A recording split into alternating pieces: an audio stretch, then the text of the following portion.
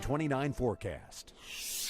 And there's just a quick snapshot of the rain from the weekend, and you certainly see the heavier amounts of rain that fell in Buckingham County, obviously watershed into the James, also there in Goochland and even in Louisa. But again, some locations picking up 6-7 inches worth of rain this weekend, and that's nearly 2 months worth of rainfall. Of course, the Slate River in Buckingham County was under warning. It was that warning was allowed to expire here at 6 o'clock. But impressive rain amounts. Everything's really lush out there right now. Of course, we begin the week with those hazy skies, and you know what it's from? The Canadian wildfires. There's the scene this morning of the sunrise captured by Warren Fault. There's the hazy skies currently at the Charlottesville Albemarle Airport, touching 88 for a high today, and that actually breaks the ongoing heat wave at the airport. There we go with the ongoing hazy skies from the Canadian wildfire smoke. It should begin to improve later tomorrow afternoon and by tomorrow night. So really today, kind of the worst of it because of the prevailing west-northwesterly wind. So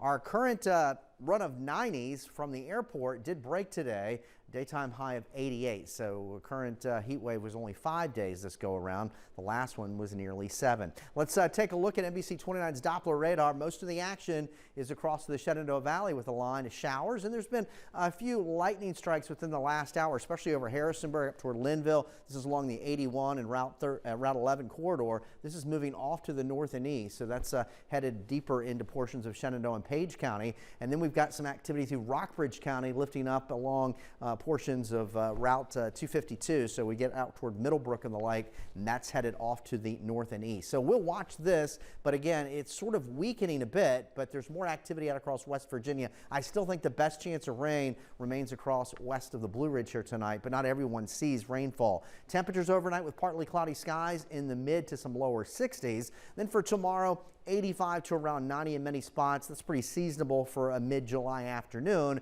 It's a humid day.